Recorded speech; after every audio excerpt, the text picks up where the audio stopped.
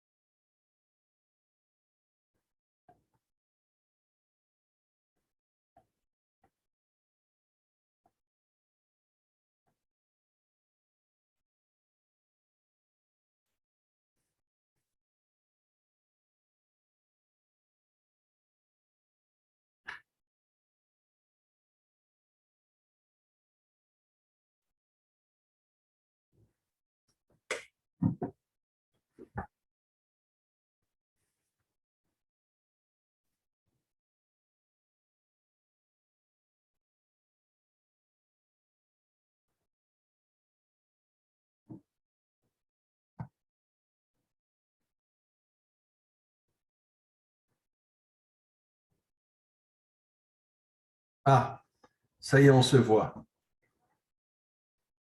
Par contre, je ne vous entends pas. Je ne vous entends pas. Il faut allumer votre.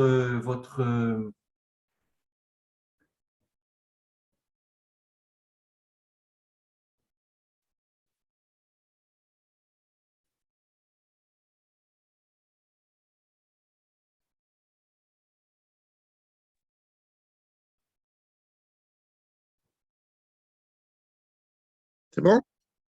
Ça y est, parlez. Bonsoir. Voilà, je vous entends.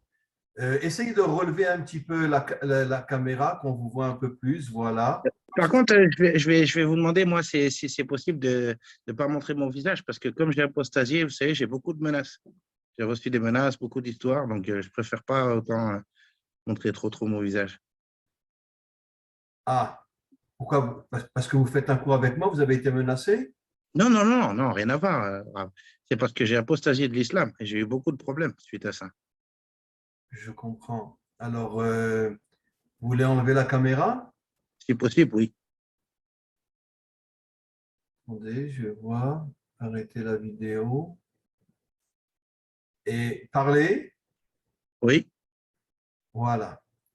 Très bien. Donc, comme ça, on ne verra pas qui vous êtes, mais par contre, le son. Continue à parler, cher ami. Oui, je pense que ça fonctionne. Hein. Oui. Vous m'entendez? Oui, oui, je vous entends très bien. Eh ben, c'est nickel alors. Oui, Bon. parce que vous savez bien, quand on apostasie de l'islam, en général, la charia dit que c'est les pieds devant. Où vous habitez? Moi, je suis sur Béziers actuellement. Ah oui, Béziers, vous m'aviez dit, absolument. Et bon, alors, donc, on va faire un échange sur on va dire sur le complot mondial, mais vous allez parler, vous aussi, bien sûr. Oui, bien sûr. Moi, je voulais vous demander, déjà, vous, comment vous en étiez arrivé à cette déduction de dire que ils vivent parmi nous, ces démons? Ben, de toute façon, parce que nos textes le disent, grâce à Dieu, on a énormément de commentaires, le Zohar et d'autres choses qui disent que la majorité de l'humanité sont en vérité des gens qui ne sont pas des descendants d'Adam et Ève. Les descendants d'Adam et Ève sont une minorité dans le monde. D'accord, d'accord. Alors, si vous voulez, je vais faire une introduction Oui, et puis après, je vous cède la parole, d'accord? D'accord. C'est bon? C'est bon. OK. Alors, vous voulez vous présenter au début? Comme vous voulez. Bon, vous dites que vous habitez à Béziers, etc. Et voilà. D'accord. Voilà. Alors, on va commencer. Alors, par contre, je pourrais faire que 1 heure de cours. C'est bon? D'accord. D'accord. Alors, attendez, je remets juste votre vidéo 30 secondes. Mais on ne commence pas encore.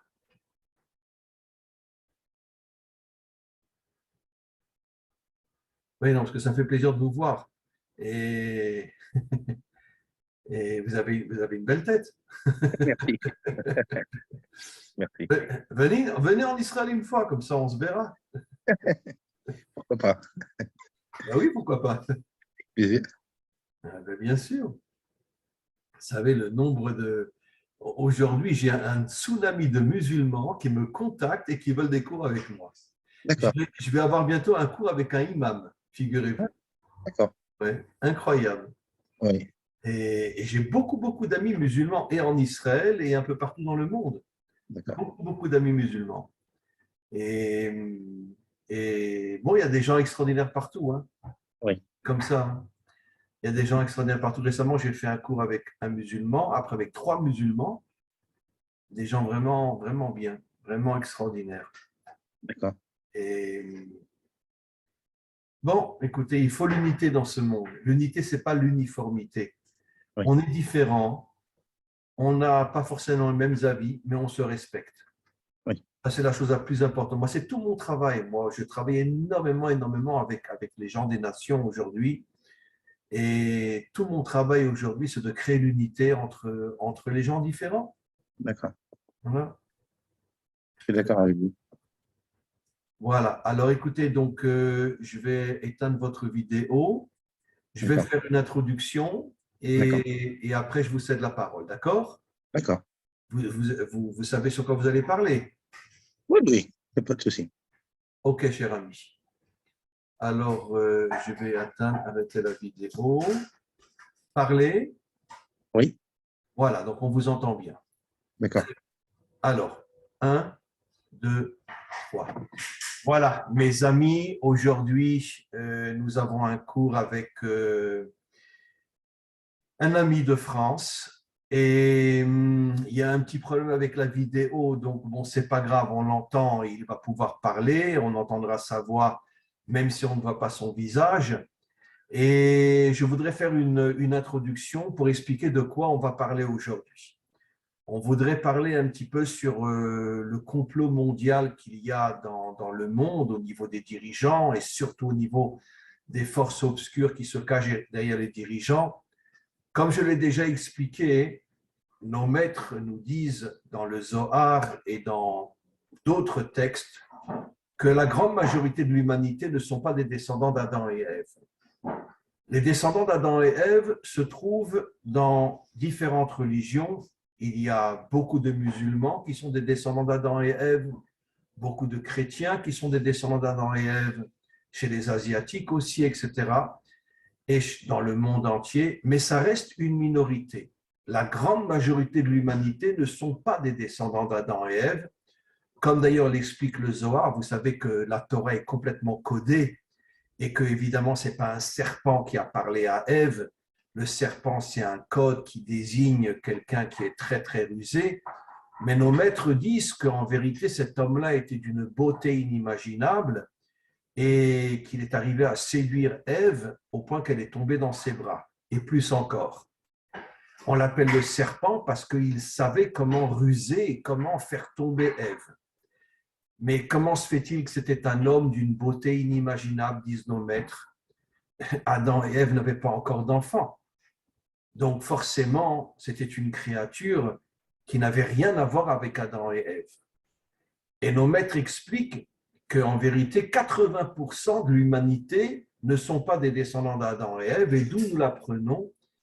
J'ai déjà expliqué souvent dans mes cours que Israël est d'une certaine manière le microcosme de l'humanité tout entière. C'est-à-dire qu'en vérité, Israël n'a pas été choisi pour être un peuple en soi, mais Israël a été choisi pour représenter l'humanité tout entière. C'est pour ça que dans mon travail aujourd'hui, je fais tout pour créer l'unité avec des musulmans, avec des chrétiens, avec quantité de personnes en Afrique et partout ailleurs, pour justement essayer de reconstituer l'unité à l'intérieur du monde. Mais ça reste une minorité. Et la majorité de ceux qui ont une forme humaine ne sont pas des descendants d'Adam et Ève, et nos maîtres disent qu'il faut on pourrait dire, les séparer en deux identités. Nos maîtres expliquent que, par exemple, il y a énormément de démons qui sont descendus dans ce monde et qui ont pris une forme humaine et qui sont de grands criminels. L'un des plus grands exemples, Hitler, tous les dirigeants des camps de concentration, etc. Et dans l'histoire aussi, il y a eu énormément de criminels qui sont en vérité des démons qui ont pris des formes humaines. Une autre partie de l'humanité ne sont pas forcément des créatures mauvaises, mais ne sont pas des descendants d'Adam et Ève, et dans leur grande majorité, dans le passé, ils étaient idolâtres, et aujourd'hui, ils sont laïcs. C'est-à-dire, ils ne croient pas dans le Dieu unique. Et pourquoi je dis 80% de l'humanité ne sont pas des descendants d'Adam et Ève? Parce que, comme nous le savons, quand Israël, qui est encore une fois le microcosme de l'humanité tout entière, est sorti d'Égypte, 80% ont refusé de sortir d'Égypte, seulement 20% sont sortis d'Égypte, et de là, nos maîtres nous disent que ces 80% étaient en vérité des infiltrés à l'intérieur du peuple juif. Nous savons aujourd'hui que tous les peuples sont infiltrés. Israël fait partie des peuples peut-être les plus infiltrés, mais l'islam aussi est infiltré, les chrétiens sont infiltrés, et ce sont des créatures qui ne sont absolument pas des créatures adamiques, des descendants d'Adam et Ève, et dont tout leur projet est de détruire les peuples de l'intérieur. D'ailleurs, à l'époque où la Torah a été donnée, Dieu l'a proposé aussi aux 70 nations adamiques. Malheureusement, leurs dirigeants ont tout fait pour empêcher les peuples de recevoir la Torah. Et puis après, les 70 nations adamiques ont complètement disparu. On ne sait pas où elles sont aujourd'hui. Et on nous dit que c'est le Messie qui arrivera à reconstituer les 70 nations. Et il y aurait une unité inimaginable entre Israël et les 70 nations qui seront à la fois chrétiennes, à la fois musulmanes, etc. Et j'avoue que moi-même, j'ai énormément d'amis musulmans qui sont des gens extraordinaires, avec lesquels je fais même des cours, je fais des zooms, ici en Israël, un peu partout en France et dans d'autres pays. Et ce qui prouve qu'il y a des gens extraordinaires partout. Malheureusement, c'est une minorité. Alors, je voudrais juste conclure avant de céder la parole à notre cher ami, qu'il faut comprendre que, bien sûr, le Messie, chacun selon sa religion le voit d'une manière différente, mais ce n'est pas le sujet aujourd'hui. Appelons-le le Messie. Le Messie sera bien sûr un descendant d'Adam et Ève, c'est évident, et il va, dans un premier temps, reconstituer les 70 nations. Après, disent nos maîtres, il va monter une armée dont la majorité seront des hommes des nations, plus que des juifs, puisque les nations sont 8 milliards, alors que les juifs ne sont que quelques millions. Donc, dans l'armée du Messie, il y aura une grande majorité de non-juifs, mais qui seront des descendants d'Adam et Ève. Il y aura bien sûr des juifs, mais ça sera la minorité. Et avec cette armée, il va partir en mal contre tous les démons et toutes les forces négatives qu'il y a dans ce monde, au niveau des dirigeants, au niveau de ceux qui se cachent derrière les dirigeants, au niveau des grandes puissances financières qui veulent nous écraser. Aujourd'hui, on le ressent de plus en plus. Et cette guerre durera un certain temps jusqu'à ce que le Messie, avec son armée, arrivera à détruire tout le mal qu'il y a dans le monde. Et à ce moment-là, il reconstituera les 70 nations et il créera l'unité à l'intérieur des peuples, pas seulement à l'intérieur des peuples adamiques, mais aussi, une fois qu'il aura détruit tous les démons de ce monde, qui dans la grande majorité sont nos dirigeants, Ici en Israël aussi, il n'y a pas de différence entre Israël et les autres nations. Tous les dirigeants, dans leur grande majorité, sont des démons qui veulent écraser les peuples de manière à nous transformer en moutons ou en esclaves à leur service, au service des grandes puissances.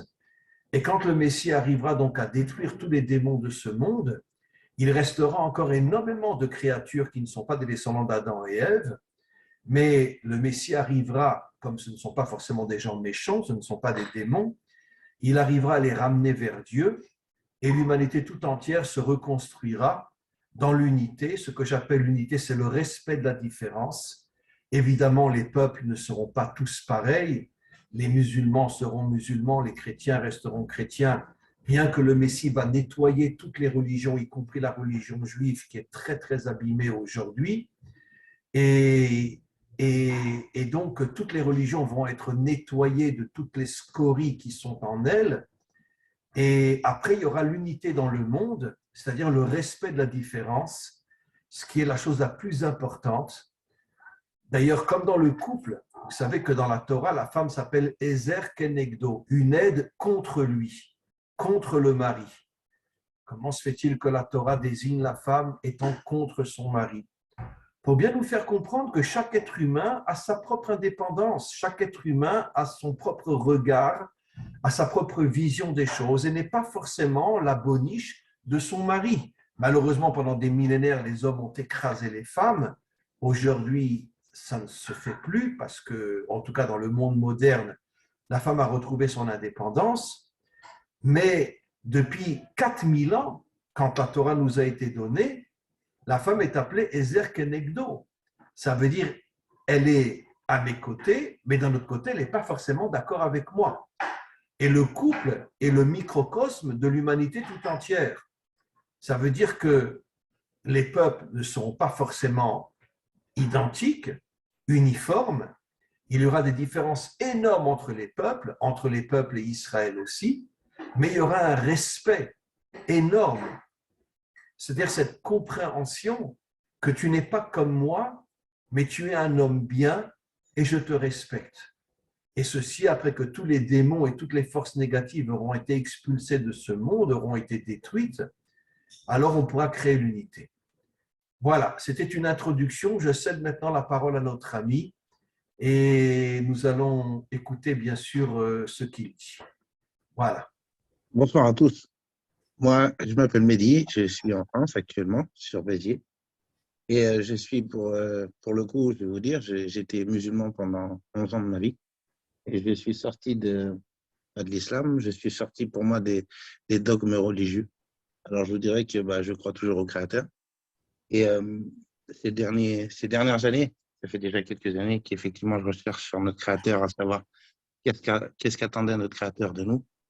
Et si je peux me permettre, avec les livres, la question que je me posais dans tous les trois livres, les trois religions monothéistes, c'est la question de se dire Dieu éprouve l'homme.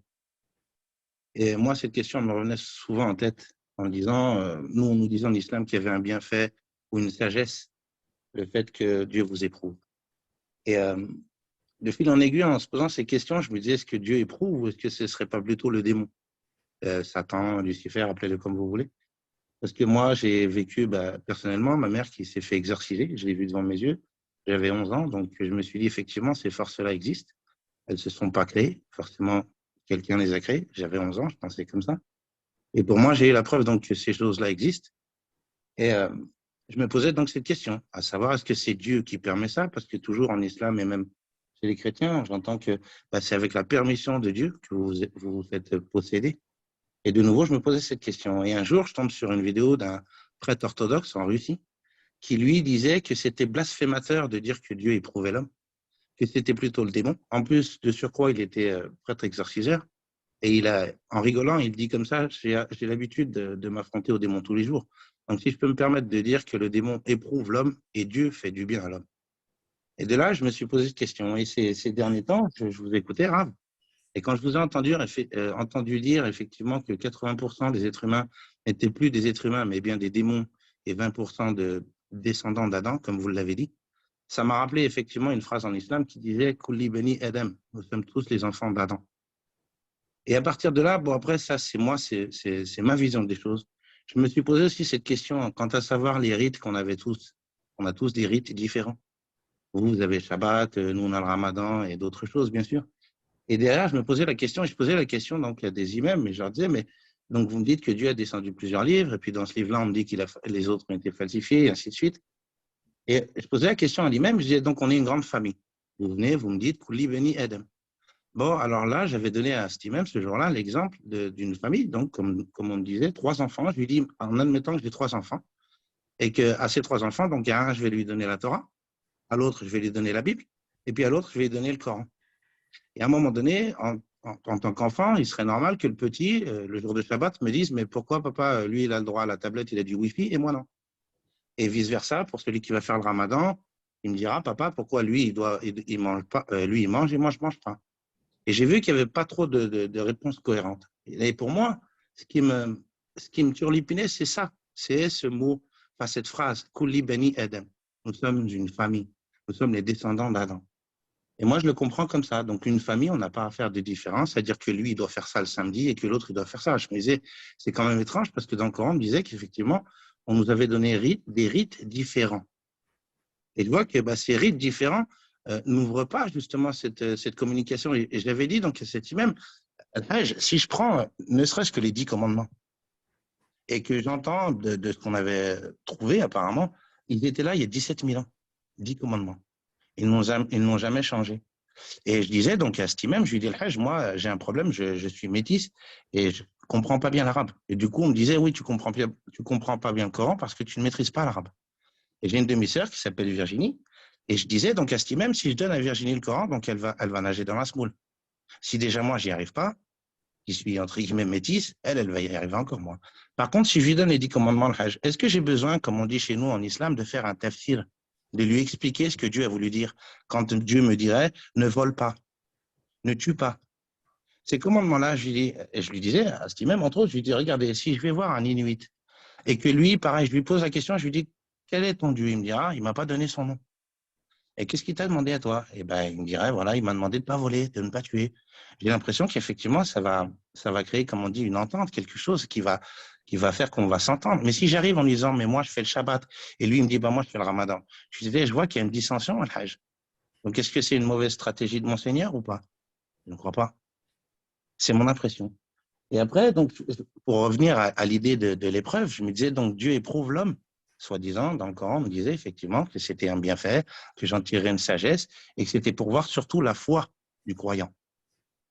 Aujourd'hui, je me pose la question, quand je vous entends, vous, Rav, dire, ou alors monsieur Poston Paul, qui explique ces choses-là, vous avez Roche Soccer qui en parle aussi, le père Gilbert, canadien, qui le dit aussi, qu'effectivement, ces démons, ils sont parmi nous.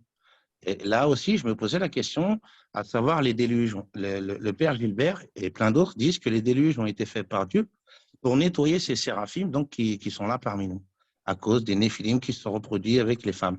Je Ok, vous interromps 30 secondes, cher ami. Sachez que selon notre tradition, ce sont 2 démons qui sont descendus dans ce monde, qui ont pris une forme humaine, qui ont démoli toute la génération du déluge dans la débauche, dans l'idolâtrie, etc. Et c'est eux, ces démons-là, à forme humaine, qui ont causé la destruction de toute la génération, à part Noé et sa famille. Mais ce sont des démons qui ont tout détruit. Et d'une certaine manière, les démons sont ceux qui dirigent le monde, même s'ils ont une forme humaine, et qui n'ont strictement rien à voir avec un être humain authentique. d'accord. Je le comprends tout à fait comme vous. Maintenant, moi, je me suis posé cette question. Puisqu'ils vivent parmi nous, comment on pourrait les reconnaître? Comment savoir tout ça? Au début, je me disais, c'est peut-être moi qui suis fou, mais j'entends, comme je vous disais, les noms que je vous ai cités auparavant. Ces gens-là, on m'a partagé il n'y a pas très longtemps la vidéo de M. Hugo Chavez, paix à son âme, qui disait la même chose, qu'ils étaient des démons sous format humain. Là, je me suis dit, donc, je ne suis pas si fou. Il y a un moment donné, on veut me faire croire que ces choses-là n'existent pas, comme ces films hollywoodiens où on me dit, oh, mais c'est Hollywood, hein, tout ça, faut balayer ça d'un revers de manche. Saint Thomas d'Aquin qui disait que la plus grande ruse du diable, c'est de faire croire à l'être humain qui n'existe pas. Et à un moment donné, je me dis, oui, effectivement, on en est là. On est dans un monde où je voyais le mal partout, malgré qu'effectivement, il y a encore les 3 religions monothéistes. Et là, pour le coup, de nouveau, je me suis posé la question. Comment se fait-il qu'avec les livres de Dieu, on n'a pas réussi à rétablir la paix sur Terre, à faire en sorte qu'on s'entende? J'ai l'impression, c'est mon point de vue, que les religions ne font pas en sorte qu'effectivement l'homme soit en paix. Déjà, si on enlevait ces barrières de religion et de dire, comme vous disiez, nous sommes les descendants d'Adam, nous sommes une famille, là, je pense qu'on pourrait s'entendre. Aime ton prochain comme toi-même. Ces fameux 10 commandements. Vous savez, j'ai une chaîne YouTube, Tous Soumis, et on m'a partagé effectivement que l'église de Satan avait manifesté, alors je crois que c'est à Washington, je ne vais pas dire des bêtises, ils avaient manifesté pour une seule occasion, pas pour une imprimerie de Coran ou de Torah ou de Bible, ou pour une création de mosquée ou de synagogue. Non, ils avaient manifesté parce que le maire de la ville voulait mettre une stèle avec les 10 commandements. Ils ont tenu gain de cause. Ensuite, quand vous allez dans la Bible satanique d'Anton Lévy et qui vous dit, lui, qu'ils ont 9 commandements et qu'ils en tirent 11 enseignements, ils sautent le 10. Le 10, chez eux, c'est Dieu. Là aussi, je me suis posé la question à savoir pourquoi le 10, c'est Dieu. Chez eux, 10, c'est Dieu. D'accord. Et le tout premier commandement qu'ils ont, eux, c'est de dire pourquoi je devrais aimer mon prochain comme moi-même. Qui m'a ordonné de faire cela? Et derrière, ils vous disent genre la fornication, des choses comme ça, alors que dans les 10 commandements, on me les énumère, ces choses à ne pas faire. Entre autres, aimer son prochain comme soi-même. Bien sûr. Donc là, je me pose la question à savoir, est-ce que de nouveau, notre ennemi, moi je l'appelle comme ça, l'autre, depuis qu'il est là, il y a eu un délai. Vous savez, aujourd'hui, en pensant à l'intervention que j'allais faire, je suis tombé sur une vidéo, je dirais qu'il n'y a pas de hasard. Une dame, et d'ailleurs, vous avez beaucoup de gens de votre chaîne qui la suivent, une chaîne chrétienne qui partage beaucoup de sorciers, d'anciens sorciers. Et cette dame m'expliquait, donc c'était une praticienne de ces choses-là, et qu'elle était vénératrice de Satan. Et à un moment donné, elle explique donc les sacrifices rituels liés au sang. Moi, je me suis posé cette question, excusez-moi, je veux blesser personne, mais le sang. Effectivement, les sacrifices qu'on demande dans tous ces livres religieux. Je me posais la question à savoir, est-ce que c'est vraiment Dieu qui demande ces choses-là? Est-ce que Dieu a besoin? Et un jour, j'ai vu sur Netflix un rave, justement, qui expliquait à Morgan Freeman qu'au début, le Créateur avait dit que les animaux, il ne fallait pas y toucher. Mais alors, pas du tout. Le verset était très long. Alors, je ne sais pas si c'était dans les psaumes de David, mais il était dit clair et net qu'il ne fallait pas toucher aux animaux. Et l'acteur Morgan Freeman demande donc au rabbin, il lui dit, mais et qu'est-ce qui s'est passé donc? Et là, le rabbin lui explique que Dieu a changé d'avis. Vous savez, moi, je suis d'idée, je suis qu'un petit être humain. On me dit l'être humain, il réfléchit. Mais je pense que Dieu, il est le réfléchi. Que Dieu, quand il pose, il n'a pas besoin de revenir en arrière. Et j'ai l'impression que c'est ce qu'il fait dans ses livres en me disant, avant, on avait le droit à ceci, après, vous n'avez plus le droit. Vous savez, moi, ce qui me choquait surtout, c'est d'entendre que vous, avant, vous aviez, apparemment, vous aviez 40 jours de Ramadan. C'était écrit dans le Coran, vous aviez 40 jours, et qu'après, on nous a descendu à nous à 30 jours. Et là, j'avais dit à l'imam, je lui ai dit, qu'est-ce qui s'est passé, le Hajj? Il a vu qu'on n'était pas capable, donc il a réduit à 10 jours. Et avant, il était dit que vous n'aviez pas le droit de toucher à vos femmes la nuit, et que nous, permission nous était faite.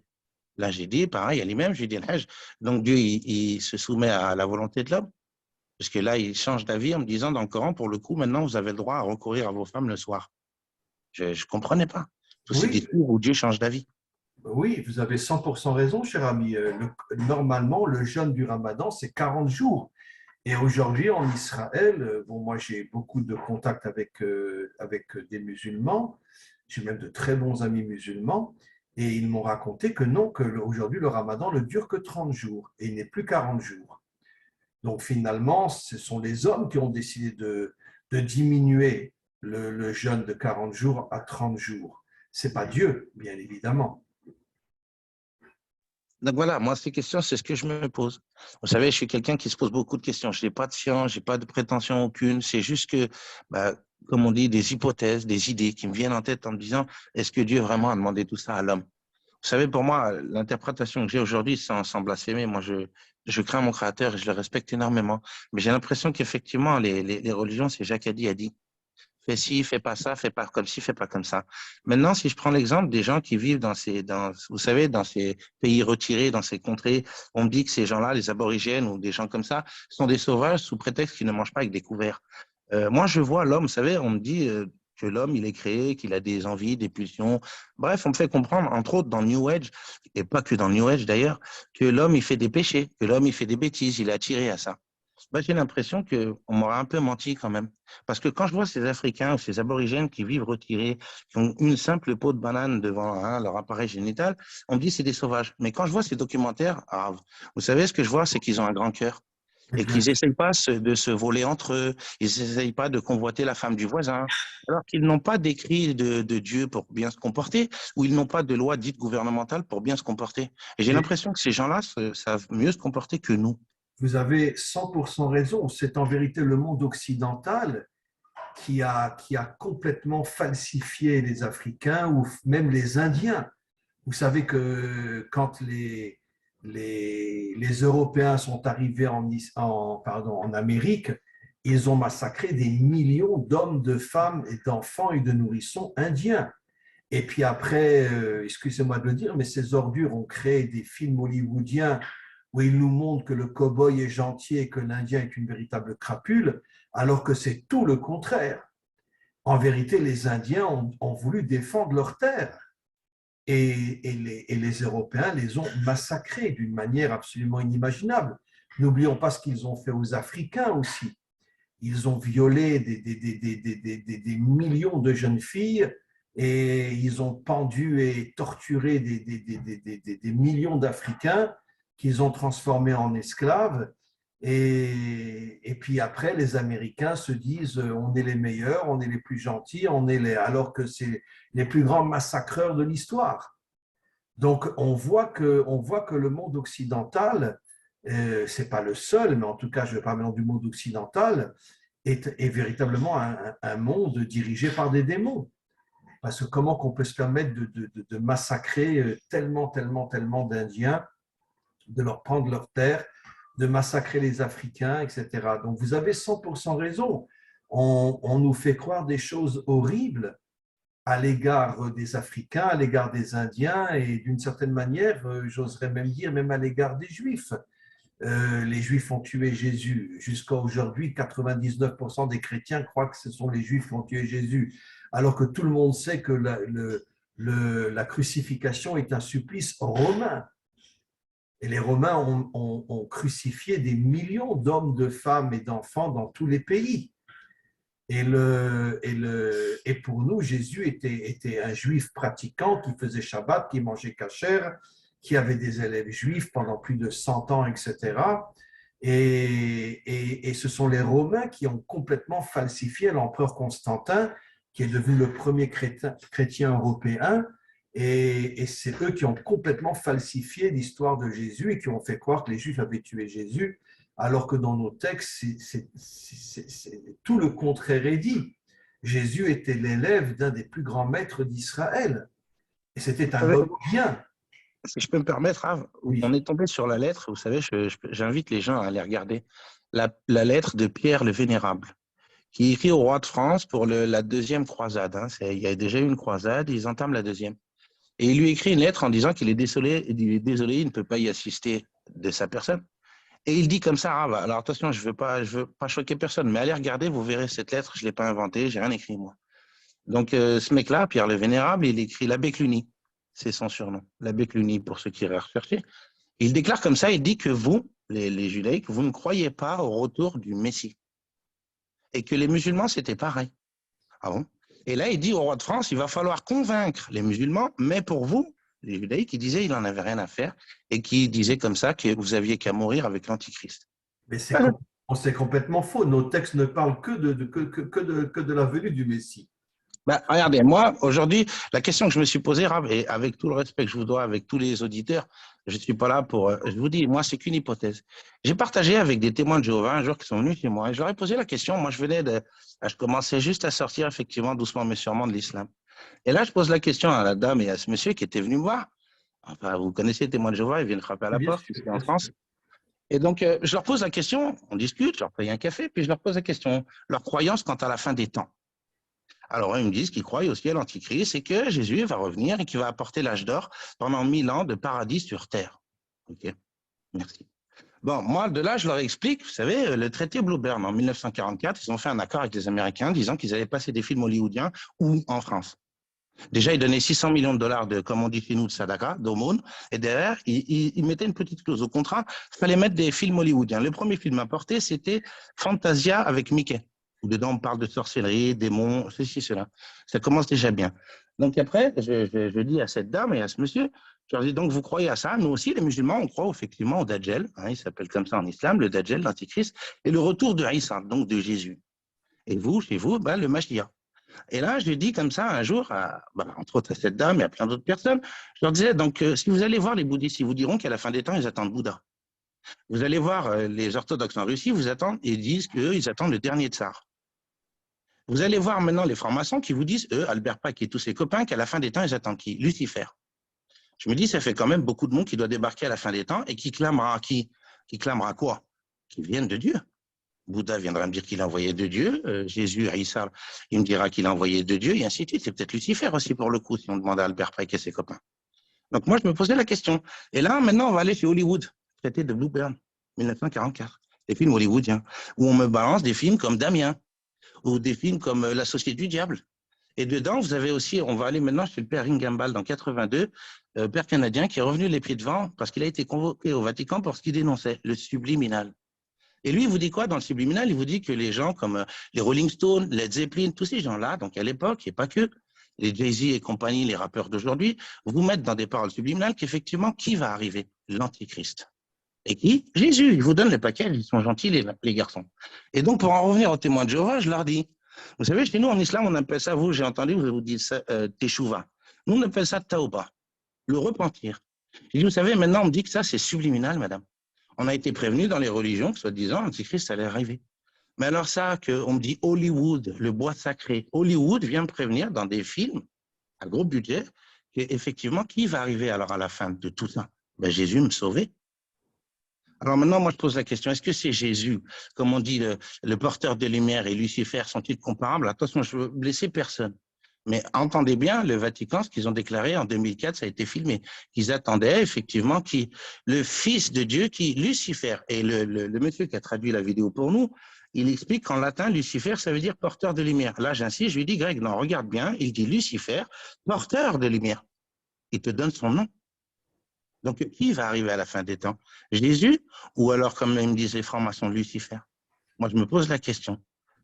C'est évident que, bon, nous, en tant qu'Hébreux, nous ne croyons pas que Jésus va revenir, nous croyons bien sûr que le Messie va venir, mais vous savez que dans notre tradition, on explique que le Messie, c'est un verset que je vais traduire en français, Ish tartav ou mi tartav yitzmar, un homme qui viendra de tout en bas, un homme qui viendra du peuple.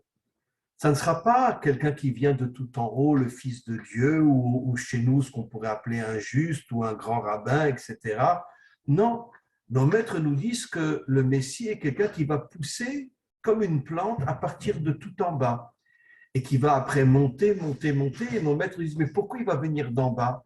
Parce qu'il veut sauver les peuples.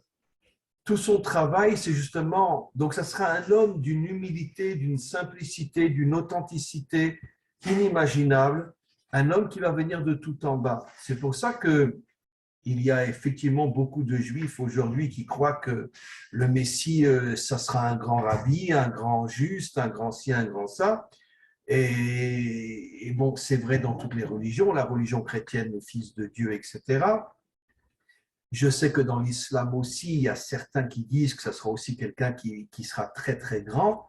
Mais nos textes disent tout le contraire. C'est quelqu'un qui va pousser à partir du bas et qui va s'élever et dont tout le travail et toute la mission sera de libérer les peuples de l'esclavage commis par tous les démons qui veulent nous transformer en esclaves ou qui veulent nous transformer en moutons. Ça sera son principal travail. Et donc, encore une fois, je n'ai aucun problème si les chrétiens pensent que Jésus va revenir, je ne les critique pas. Encore une fois, je suis quelqu'un qui recherche l'unité, c'est-à-dire le respect des différences. Et c'est ça tout mon travail, c'est ça tout le but de ma vie, de respecter celui qui n'est pas comme moi. Mais on verra bien quand le Messie va venir, qui sera-t-il? Est-ce que ce sera un juif? Est-ce que ce sera un chrétien? Est-ce que ce sera un musulman ou un hindou, un asiatique? On verra. Pourquoi commencer à faire des projets, commencer à dire des choses qui de toute façon ne sont pas forcément justes? Quand il viendra, on verra de quoi il s'agit. Moi, c'est pour ça que je refuse totalement de dire qu'il sera ci ou il sera ça, etc. Attendons et on verra. On verra. N'oublions pas que chez nous, le roi David avait été d'origine non juive aussi. Et il vient de Ruth. Ruth s'est convertie, elle appartenait au peuple de Moab, qui était l'un des pires ennemis d'Israël. Et donc, elle a donné naissance après à toute une lignée dont le roi David est sorti. Et nos maîtres expliquent comment se fait-il que le roi David porte en lui finalement on pourrait dire une identité qui n'est pas juive à 100%. Et nos maîtres nous disent parce que le but du Messie est de sauver l'humanité tout entière. Donc il doit porter en lui une partie de toutes les nations, une partie de tous les peuples. Et, et, bon, je sais que ce que je vais dire ne sera pas forcément accepté par de nombreux rabbinim, mais je suis persuadé que le Messie aura un grand respect pour l'islam, un grand respect pour la chrétienté et un grand respect aussi pour les Asiatiques, pour les Hindous, pour les Africains. Il portera en lui l'humanité tout entière. Et donc, ça sera difficile de dire il est juif, il est chrétien, il est musulman. Ça sera un homme universel qui portera en lui toutes les dimensions de ce monde dans le but de créer l'unité entre toutes les différences qu'il y a dans ce monde. Qu'est-ce que vous en pensez, cher ami? Moi, je vous dirais mon point de vue, comme d'habitude, je pense personnellement. Vous savez, j'ai écouté un monsieur qui, lui, a fait un peu comme moi, j'avais l'impression, il mélangeait un peu tout, et ça avait quand même un certain sens. Lui, il disait que bon, c'était un ancien musulman aussi, un ancien converti, et lui, il expliquait que pour lui, le Mahdi, parce qu'on attend un Mahdi qui viendra justement réinstaurer l'armée pour Jésus quand il arrivera, bon, ça, c'était dans les hadiths. Et donc, l'imam Mahdi, lui, il dit, ce monsieur, que l'imam Mahdi, c'est quoi? C'est tout simplement l'éveil des gens. Les gens qui se réveillent tout simplement face à ce monde-là, en face de nous, hein, comme on disait tout à l'heure, ces gouvernants qui sont la plupart des démons sous format humain, qui sont en train de nous faire plus que du sale. Et donc, il expliquait ça. Et il disait que Jésus, pour lui, hein, son interprétation, j'ai trouvé ça beau et intéressant, qu'on attendait toujours un sauveur externe, à dire que Dieu, pour lui, et je trouve ça beau, Dieu est capable effectivement de sauver l'homme.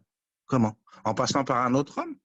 Non, lui disait que c'est tout simplement l'homme, que lui disait l'image de Jésus qui vient vous sauver, c'est vous-même. Il faut que vous reveniez vers Dieu. Et lui disait, ça passera par quoi? Par l'être humain, tout simplement. Et derrière, j'entendais que l'Apocalypse, le mot Apocalypse, voulait dire divulgation de vérité, divulgation de lumière. On est en train d'aller vers la lumière. Vous savez ce que j'entends après? Je ne suis pas là pour faire adhérer à quoi que ce soit. Mais j'entends qu'effectivement, Albert Pike, dans sa lettre, il le disait en 1800, il lâcherait sur les croyants, les athéistes et les nihilistes afin qu'ils désespèrent de Dieu pour mieux accueillir la lumière de Lucifer. De nouveau, c'est intéressant parce que je l'ai partagé il y a quelques semaines sur ma chaîne grâce à une sœur qui m'avait envoyé qu'effectivement, Le Monde et Le Figaro ont fait un article de presse concernant le Vatican. Ils s'inquiètent car les gens apostasient et ils vont voir quoi? Ils vont voir Lucifer. Vous avez aussi une vidéo que je suis tombé dessus il n'y a pas très longtemps. Les savants de l'islam s'inquiètent parce que là aussi, de nouveau, beaucoup de musulmans apostasient. Sur Terre, ils sont quelques millions. Pour ceux qui veulent se renseigner, vous verrez que beaucoup de gens apostasient des religions. Et pour le coup, c'est intéressant parce qu'Albert Pike l'énonçait, c'est en 1800. J'ai l'impression que sa lettre, elle était limite prophétique. Lui disait que les gens allaient désespérer de Dieu. Et j'entends, Rav, avec tout le respect pour tous les auditeurs, moi, je désespérais effectivement d'un Dieu qui m'annonce la couleur dans ses livres, qui va m'éprouver. Chez les chrétiens, c'est la même chose. Chez vous, je ne sais pas trop. Mais chez les chrétiens, ils disent, quand vous avez une épreuve, que les chemins du Seigneur sont impénétrables. Les voies du Seigneur sont impénétrables pour dire, on ne peut pas vous expliquer pourquoi Dieu vous éprouve. Mais nous, en islam, il nous disait, c'est une sagesse et un bienfait au pire. Vous Bah, savez que, excusez-moi de vous interrompre, cher ami, mais dans nos commentaires, il est dit que Dieu a créé notre monde sous le signe de la rigueur. La rigueur, ça veut dire toutes les épreuves, toutes les souffrances qu'il y a dans ce monde. Et vous savez ce que nos maîtres nous disent? Ils donnent l'exemple d'un soldat à l'armée. Avant de devenir un véritable combattant, il a des entraînements. Selon le niveau qu'il va atteindre en tant que combattant, les entraînements sont des entraînements extrêmement difficiles. Et donc, nos commentaires disent que, en vérité, la véritable raison pour laquelle Dieu crée des épreuves et des difficultés dans ce monde, c'est pour faire de nous des gens forts, des gens qui ne baissent pas la tête devant l'épreuve, des gens qui ne reculent pas devant la difficulté et qui sont prêts à défoncer tous les obstacles pour devenir des hommes forts. Parce que Dieu voulait que au moins une partie de ce monde devienne de véritables guerriers. Ça veut dire qu'ils ne renoncent jamais devant une épreuve, devant une souffrance, devant une difficulté. Au contraire, ils avancent et n'ont peur de rien. Et c'était la volonté de Dieu de créer un monde dans lequel il y ait des gens forts, des gens volontaires, des gens déterminés, qui ne baissent jamais la tête, qui sont anti-système, qui refusent de baisser la tête devant les dirigeants, bien sûr, quitte même à prendre une balle dans la tête, mais en tous les cas, comme nos maîtres disent, mieux vaut mourir debout que de vivre à genoux. Et donc, c'est la raison pour laquelle il y a tellement de difficultés dans ce monde pour faire de nous des gens forts, des gens qui n'ont peur de rien. Qu'est-ce que vous en pensez? Mon point de vue, comme d'habitude, je vais vous le donner. Vous savez, en islam, il nous enseigne la même chose, qu'effectivement, la notion d'épreuve, elle est faite pour irja, pour revenir vers Dieu, pour se poser la question existentielle, à savoir, est-ce que c'est ça ma vie? Vivre pour mourir demain? Non. Effectivement, il nous disait que la notion d'épreuve, elle était en sorte de rappel. Ça servait de rappel. Ou alors aussi pour tester la foi, savoir si on avait une grande foi, effectivement. Ça aussi, c'est le même discours qu'on me sortait. Aujourd'hui, j'ai du mal avec ça. Vous savez pourquoi? Parce qu'effectivement, derrière, on me disait que ce Dieu, donc en islam, il était plus rafour qu'une mère. Il était plus miséricordieux qu'une mère. Aujourd'hui, tous les auditeurs ont une maman et ils savent de quoi je parle. Une maman, elle pardonne énormément. Mais derrière, j'ai l'impression qu'effectivement, et beaucoup de gens ont ce sentiment de dire que Dieu, il n'est pas si rafour qu'une mère, parce qu'il vous annonce effectivement un sentiment éternel si vous vous loupez ici, si vous loupez vos épreuves, si vous n'êtes pas patient et endurant, parce que nous aussi, on nous invite effectivement à beaucoup de patience et d'endurance dans ce monde-là. Mais là, de nouveau, en tant que plus miséricordieux qu'une mère, moi, je posais la question à ma petite maman, hein, ça peut paraître bête, mais je lui disais, maman, est-ce que tu aurais fait en sorte que je vive dans un monde pareil? Parce que vous savez, il y a un verset dans la Sourate les où on me dit, on nous a décrété un djinn personnel qui nous incite furieusement à la désobéissance. Je vois effectivement le démon, voilà, il est en train de se donner un cœur joie, machin. Et là, je me dis, est-ce que c'est Dieu? Parce que tous les athées posent aussi cette question. Votre Dieu miséricordieux qui crée un démon qui est là pour faire du mal à l'homme. Écoutez, Alors, je m'excuse de vous interrompre, cher ami, excusez-moi sincèrement, mais les démons n'ont pas été créés par les hommes. Toutes les forces obscures de ce monde n'ont pas été créées par les hommes.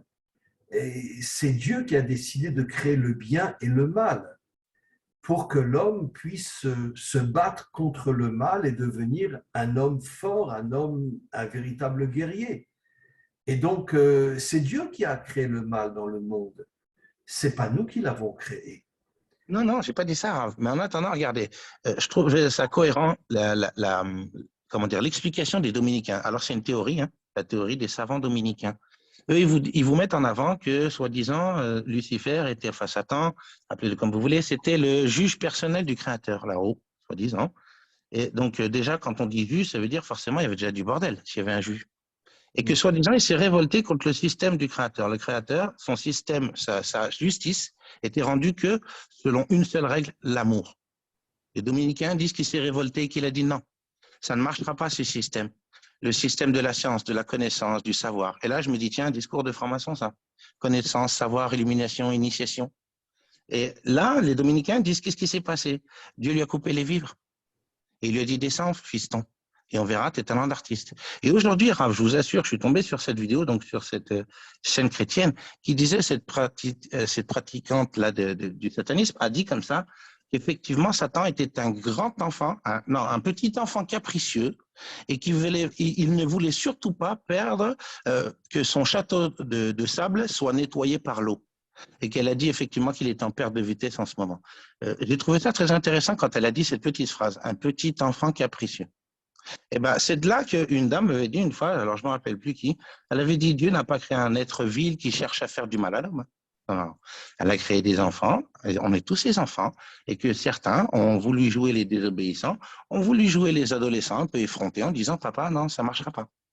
De nouveau, elle retournait un peu à la théorie des dominicains, que soi-disant, nous en islam, on disait que Iblis, donc Satan, a refusé de se prosterner, alors qu'avant, on disait que c'était un djinn et qu'il était un grand adorateur de Dieu.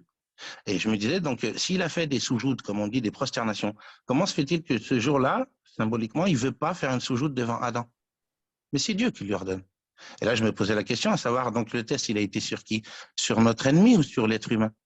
Dans les religions, on fait comprendre que le test, il a été posé sur l'homme. C'est l'homme qui a cédé, qui a mangé le fruit, J'ai l'impression que c'est l'autre qui est testé. Si je suis la théorie des dominicains, et je la trouve beaucoup plus, comme on dit, miséricordieux, de dire qu'effectivement, le Créateur nous a donné une belle vie, et que j'entends ces sorciers qui me disent qu'effectivement, ils doivent passer par des êtres humains pour obtenir tout ce qu'on a.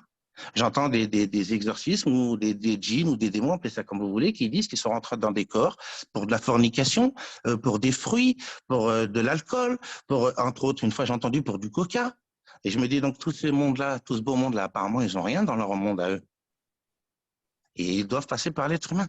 Et vous avez des gens comme Paul Poisson ou d'autres, ou la petite fille de M. Eisenhower qui l'explique très bien, que ces démons sont comme des parasites sur le dos de l'être humain, que sans nous, ils n'auraient accès à rien. Bien sûr. De toute façon, depuis la faute de Adam, nos maîtres disent que ce sont les démons déguisés en hommes qui dirigent le monde. Il y a bien sûr des exceptions. Il y a bien sûr des dirigeants qui sont des gens bien. Mais dans la grande majorité, en vérité, ce ne sont pas des êtres humains. Ce sont des démons qui ont pris une forme humaine et qui dirigent le monde. Et tout ça, et on le voit aujourd'hui, on le ressent de plus en plus, afin de nous transformer en moutons, de nous transformer en esclaves. Et voilà, et dans notre génération, on le ressent de plus en plus. Tous les prix augmentent, il y a une volonté d'affaiblir l'homme et finalement de le transformer en esclave au service des grandes puissances démentielles, sataniques, absolument. Moi, je pense, vous savez, Raph, qu'on nous a affaiblis, que génétiquement, ils nous ont affaiblis. Et je ne suis pas le seul à le dire. Vous avez Madame Grosjean qui l'explique différemment avec la naturopathie, qui vous explique que le Créateur, et là, de nouveau, j'ai trouvé ça magnifique. Vous savez, quand on dit qu'effectivement, la maladie, c'est une épreuve, c'est écrit dans le Coran d'ailleurs. On vous éprouvera certes par la maladie, la diminution des biens et la perte des êtres chers. La maladie. Vous savez, j'ai partagé avec des gens qui pratiquaient la sorcellerie depuis que j'ai apostasié. J'ai écouté un peu tout le monde, je vous dirais. Et on m'a témoigné un jour, bon, je ne dirais pas qui, qu'il avait jeté un sort à une autre personne. Et l'autre personne qui était dans le groupe a eu la présence d'esprit de lui dire as-tu eu des nouvelles de cette personne? Il lui a dit oui. Il était à l'hôpital avec une grave maladie. Bon, la maladie, après, on me dit que c'est l'épreuve de Dieu. Entre autres, dans les livres du Coran, c'est écrit, ou dans d'autres, on me dit pareil, que c'est Dieu qui envoie les maladies, c'est une épreuve de Dieu. Un jour, je tombe sur une dame qui avait fait un témoignage de mort imminente. Elle dit comme ça, qu'elle est montée là-haut, elle a vu une lumière, ceci, cela. Et elle redescend, elle dit aux gens, arrêtez de dire que Dieu puisse permettre que votre enfant naisse avec une leucémie. Qui permet des choses comme ça? Dieu? Elle a dit, la dame, non, le démon. Lui, oui. Avec aujourd'hui la technologie, la génétique, avec tout ce qu'on bouffe, les choses comme ça. Moi, je pense qu'effectivement, comme M. Paul Poisson ou d'autres, on a été génétiquement modifié comment? Avec la nourriture. Vous savez, les Chinois disent, vous creusez vos tombes avec vos dents. Et Mme Grosjean vous explique que Dieu avait fait en sorte de nous donner des fruits. Et que si vous regardez le prix des fruits dans les marchés, effectivement, ils atteignent des records. Parce qu'ils savaient très bien les bienfaits des fruits. Donc, cette dame, Mme Grosjean, pour ceux qui veulent aller regarder, et un professeur américain a découvert qu'effectivement, si on ne mangerait que des fruits, nous ne tomberions même pas malades. Donc, à un moment donné, je suis 100% d'accord avec vous, la nourriture aujourd'hui est complètement empoisonnée. Et tout ça dans le but de nous affaiblir ou de nous tuer. Moi, je pense qu'effectivement, ils nous ont génétiquement modifiés, fatigués, je dirais. Quand j'entends, c'était que des hypothèses. Et beaucoup de gens commencent à parler dans ce discours-là qu'avant, on avait des pouvoirs. télépathique, télékinésie, téléportation. On a échangé, on a trouvé des personnes qui témoignent de ça, qui disent qu'effectivement, ça a bel et bien existé. Vous avez le Rav que vous devez connaître, Ravon Shaya, qui en Oui. parle. Qu'effectivement, la téléportation, c'était un droit qu'on avait. Alors, le Rav explique à une certaine distance. Moi, je vous dirais que ça, j'y crois pas. Je pense qu'effectivement, si Dieu m'avait donné la permission, il me l'a donné. Pourquoi de telle distance à telle distance? Mais j'ai trouvé ça très intéressant quand ce Rav a expliqué ça, parce qu'on se posait cette question, à savoir, Dieu m'a mis dans un monde où il y a des démons qui peuvent me posséder, qui peuvent effectivement me les faire léviter, me jeter contre les murs. Quand on entend ces témoignages d'exorcisme, ça fait froid dans le dos. Et vous vous dites donc, Dieu m'a créé faible face à ces choses-là? De nouveau, il va falloir passer par un imam, par un rabbin, par un prêtre, pour pouvoir être, entre guillemets, sauvé du démon. Alors nous, on se posait la question à savoir, est-ce que Dieu vraiment m'a mis dans ce monde-là sans pouvoir ne serait-ce que me protéger? Je pense que non. Je vais vous dire, excusez-moi de vous interrompre, que moi, je n'ai aucune confiance dans les représentants religieux. Que ce soit les prêtres, les curés, les imams, les rabbins, je n'ai strictement aucune confiance. J'en parle souvent dans mes cours. Pour moi, la religion, c'est le venin du serpent. Ça veut dire, c'est en vérité, la religion, elle est complice avec la politique, et c'est ce qu'on appelle l'union entre le clergé et la noblesse, mais c'est vrai dans toutes les religions. Et, et tout le but finalement des dirigeants religieux, il y a quelques exceptions partout, mais dans la grande majorité, c'est de nous affaiblir. Ils sont là pour nous affaiblir. Pour moi, la religion, c'est vraiment le venin du serpent, que ce soit la religion juive, musulmane ou chrétienne. Je parle de la religion. Attention, je ne parle pas de la vraie spiritualité qui n'existe qu'au niveau d'une minorité de personnes. Qu'est-ce que c'est la vraie spiritualité? C'est avant tout l'action dans ce monde. Se battre, être un homme courageux, être un homme capable de refuser le système, d'être anti-système. Et c'est ça la vraie spiritualité. Nos maîtres nous expliquent que la spiritualité, c'est l'action dans ce monde et pas vivre dans les nuages, dans les fantasmes de l'idéologie religieuse qui, pour moi, est le venin du serpent. Donc, moi, je vous dis très sincèrement, cher ami, je n'ai aucune confiance, à quelques exceptions près, bien sûr, dans tous les dirigeants religieux, dans toutes les religions. Ils sont tous complices du complot mondial pour nous affaiblir en nous enseignant des choses qui sont complètement fausses et en nous faisant vivre dans l'illusion et le fantasme le plus total. Moi, je vous dirais, hein, regardez, j'ai parlé avec beaucoup de musulmans, ils disent tous qu'effectivement, dans la Sourate 16, c'est un fait scientifique, que Dieu guide les abeilles. Je veux bien y croire, moi. Oui. Alors là, je me pose la question forcément. Derrière, dans la Sourate 55, on me dit que Dieu fait en sorte qu'effectivement les oiseaux ne se cassent pas la figure. Et vous avez un mathématicien qui avait découvert qu'effectivement, normalement, il ne pourrait même pas voler un oiseau. Bon, d'accord. De là, je dis d'accord, je dis OK. Maintenant, je pose la question à tous les croyants du monde qui croient effectivement au livre révélé. Là, je pose la question à savoir, regardez, ce jour-là, je parlais avec un frère musulman et il me dit, ouais, on va aller dans la science. Je lui dis, bah, allons-y gaiement. Et je lui dis, bah, tu sais très bien qu'eux-mêmes ont reconnu que le saumon, il était guidé par quelqu'un. Ils le disent. Bah, ils ne le disent pas ouvertement comme ça, mais ils le font bien comprendre. Comment se fait-il que le saumon, il retrace son parcours sur des milliers de kilomètres, voire des millions, je ne sais pas combien vraiment, et il va là où il a été pondu. Ils disent comme s'il avait un GPS intégré. Donc, il est guidé par quelqu'un mourant. OK. Donc, à partir de là, je me dis, Dieu est capable en ce moment de guider des abeilles, de guider des saumons. Mais pour l'être humain, il a besoin de passer par un support, un livre. Et là, je me dis, c'est quand même limitant de dire que Dieu est capable de guider des abeilles, mais des êtres humains, il doit passer par un support. Nous, petits êtres humains, nous sommes capables de créer des avions télécommandés, des drones, des ci, des là, télécommandés. Et Dieu aurait besoin de... Alors moi, aujourd'hui, je me pose la question, vous savez, j'ai découvert sans rien découvrir, je fais que partager ce que j'entends, cette fameuse glande pinéale qu'ils essayent de nous calcifier. À coups de fluor, dans le dentifrice, dans de l'eau, de partout, ils en foutent ce fluor à la con. Et apparemment, on apprend par les neurochirurgiens que c'est cette glande pinéale qui vous fait effectivement raisonner sur le pourquoi je suis là. Vous avez déjà entendu parler. Vous savez, il y a quelque temps, j'étais en France et j'ai vu un film extraordinaire. Je pense que vous pouvez le voir en France. Il s'appelle Goliath. Et je ne sais pas si vous en avez entendu parler, cherchez-le. Et c'est un film qui nous montre qu'effectivement, toutes les grandes firmes pharmaceutiques sont d'une certaine manière les plus grands comploteurs du monde dans les médicaments, dans la nourriture et dans tout. Un film vraiment extraordinaire. Il faut dire que celui qui l'a fait a vraiment un courage inimaginable. Et dans ce film, il démontre qu'en vérité, d'ailleurs, ce n'est pas pour rien que les firmes pharmaceutiques ont l'emblème du serpent. C'est assez extraordinaire. Et il démontre qu'en vérité, que toutes les grandes firmes pharmaceutiques, je ne parle pas des pharmacies, je parle des grandes firmes pharmaceutiques, sont en vérité là pour détruire l'homme et changer son cerveau, changer son ADN et tout ça en mettant des produits de plus en plus toxiques dans la nourriture, dans les médicaments et dans tout, pour le transformer en esclave.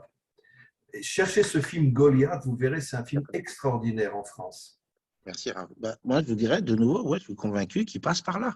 Que la connexion entre l'être humain et le Créateur, elle se faisait par ces glandes pinéales. Vous savez, il disait que les anciens étaient des adorateurs du soleil. Là, on découvre effectivement que ces derniers temps, ce qui commence à sortir, c'est que ce n'est pas des adorateurs du soleil. Ils savaient qu'à un moment donné, je ne vais pas froisser de nouveau personne. Nous, dans les hadiths, il était dit qu'il y a un temps horaire où vous ne pouvez pas prier, ça s'appelle Shuruk. C'est au moment même où le soleil, effectivement, il est rosé et il commence juste à se lever. Et le soir, entre le Maghreb et l'Aïcha, vous ne deviez pas prier de nouveau parce que le soleil est rosé et qu'il se couche entre les cornes de notre ennemi. Ça, c'était dans des hadiths. Bon, j'entends apparemment que cette glande pinéale, vous pouvez effectivement la régénérer quand le soleil il est rosé, le matin et le soir. Je me dis, ah bon? Et là, il disait que nos ancêtres étaient donc des adorateurs du soleil. Non, je commence à comprendre que peut-être que ces gens-là savaient. Et vous savez, ce que j'en comprends de nouveau, c'est que ces gens-là là, qui sont au pouvoir, ils ont, eux, pour moi, j'appellerais ça comme ça la vraie religion, celle de Dieu. Celle que, vous savez, comme vous disiez tout à l'heure, le microcosme et le macrocosme. J'ai l'impression qu'effectivement, il y avait un écosystème dans cet écosystème. Mais eux, ils m'en ont pas parlé. Eux, ils m'ont dit qu'au contraire de ça, c'était des associateurs, c'était des adorateurs du soleil, des adorateurs de la lune. On a parlé avec une dame, j'ai eu la chance de parler avec une dame, son fils a eu cette maladie, là, vous savez, la maladie de lune. Oui. Ce petit ne peut pas sortir en journée, il peut sortir que la nuit. Et cette dame me témoigne qu'effectivement, quand elle sort en pleine lune, donc tout l'été, souvent, elle me disait qu'elle était plus en forme. Elle me disait entre autres que ses cheveux poussaient plus, ses ongles, et ainsi de suite. Elle était en meilleure forme que tout le reste de l'année. Alors qu'eux, ils me disent, la pleine lune, qui fait des bains de pleine lune? Mais eux, ils doivent savoir. Vous avez une chaîne, je pense que vous connaissez, pour ceux qui sont là peut-être, Alexandre Le Breton, qui l'explique très bien. Ces gens-là, s'ils se réunissent à des endroits bien précis, à des horaires bien précis, c'est pas pour rien. Ils savent très bien que l'énergie du Créateur, il y a des endroits tellurgiques sur Terre et ils le savent. Ils ont construit le château de Versailles à cet emplacement, le château de Chambord et ainsi de suite. Il y a beaucoup de constructions qui ont été faites par Mitterrand ou d'autres qui ont été faites à des emplacements stratégiques sur Terre parce qu'ils captent l'énergie du Créateur. Ils savent qu'effectivement, ils parlent d'énergie libre, que cette énergie, elle était accessible pour tout le monde et qu'elle est régénérante pour les gens. On se régénère avec l'énergie du Créateur. Et eux, ils la détournent pour leur bienfait à eux ou au pire pour nous faire du mal à nous. C'est ce que j'en comprendrais, Rav. Pendant que nous, on se prend la tête dans les mosquées à savoir ce que Dieu il a dit, qu'il n'a pas dit, comme vous, hein, comme les chrétiens, eux, on voit ce qu'ils sont en train de faire avec le monde en face. C'est ce que Absolument, je constate. 100% d'accord. Écoutez, cher ami, on va mettre fin à notre discussion. J'aimerais énormément qu'on reste en contact, bien sûr, sur WhatsApp et qu'on refasse un Zoom ensemble, et peut-être plusieurs même. J'ai beaucoup apprécié la manière dont vous avez expliqué les choses et j'avoue que vous êtes un homme extraordinaire. Et, et donc, on va rester en contact pour parler sur d'autres sujets. Et, et voilà, donc on va mettre fin maintenant à notre discussion. Encore une fois, vraiment, tous mes remerciements. Merci à vous. Et on reste en contact sur WhatsApp et on essaiera de programmer un prochain Zoom ensemble. Avec D'accord, plaisir. cher ami? Avec plaisir. Voilà, en tout Je cas, vous remercie. c'était un échange extraordinaire. J'ai beaucoup apprécié ce que vous avez expliqué. Et, et on continuera bien sûr à être ensemble et à faire d'autres Zooms ensemble. D'accord, cher ami? Merci. Merci. Une bonne soirée à vous et à tous. Merci beaucoup et on reste en contact sur WhatsApp. D'accord? Bien sûr. À très bientôt. À très très bientôt, cher ami, et que Dieu vous bénisse. Et encore une fois, je pense que vous avez fait le bon choix d'être connecté à Dieu sans rentrer dans une religion spécifique. C'est ce que j'essaye moi de faire aussi. Voilà. Merci. Que des Merci. bonnes choses, cher ami. Au revoir. Pareillement. Merci. Au Au revoir. revoir. Au revoir.